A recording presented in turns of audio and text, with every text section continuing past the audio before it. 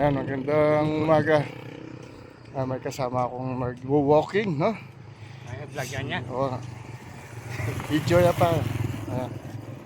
Ewan ko kung makakaya natin, ano? Ay, isang buwan. Subukan natin. Na walang palya, kailangan tuloy-tuloy.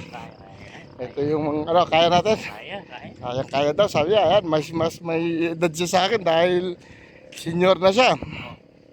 Ay ako, ano pa lang, 46. Ayun yung mga lupa na ano, pinapa-subdivide dyan. May mga 3,000 dyan. Hanggang dyan sa kanya, sa kawayan. Ayan o. Kaya. Wow, ganyan, ganyan. Wow, ganyan, kaya baba. Ayan. Okay. Tapos mamaya, balik na tayo. Dahil magbubukas pa tayo ng ating tindahan. Ayan, bali, start tayo ngayong araw na February 4 ng ating pag-jogging. Morning. Ayan, araw-araw daw yun, no? May edad na, talagang ready, ano pa rin sila sa exercise or pag-walking at jogging. Ayan. Bukan nyo, ayan, puntahan nyo dito sa may 4-way. So may paanan ng bundok ng Arayat, no? Ayan, kasalukuyang mga dinedevelop na yung mga ano dyan, mga lote, no? Lagay ko ito, may mga nakabili na to. Biling pa yan? Siguro nabili yan, mura lang yan nung nakaraan, ano? Nung hindi pa ginagawa yung kalsada, hindi natin na alam na itong kalsada ay magagawa yung ano rito, o yung 4-way, no? Magiging, bali ito, magiging bypass na papuntang Magalang, Arayat, Turo, tsaka sa Tarlac, mga katrabaho.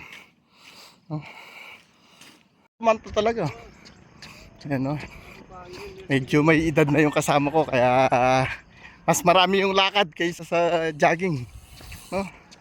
Inaantabay ko rin siya para may masarap ka rin, ano, may kasama nagja-jogging, no? Bali ito, jogging at tsaka walking na yung mga ano, ginagawa natin.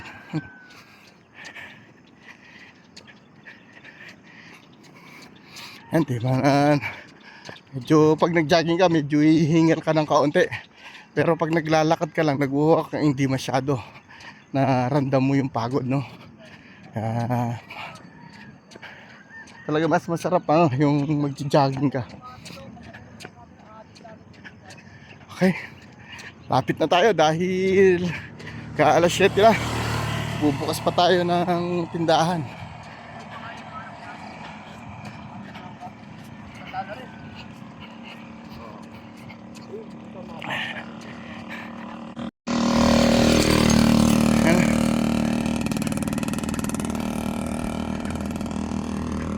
Ayan ang bundok Arayat, oh.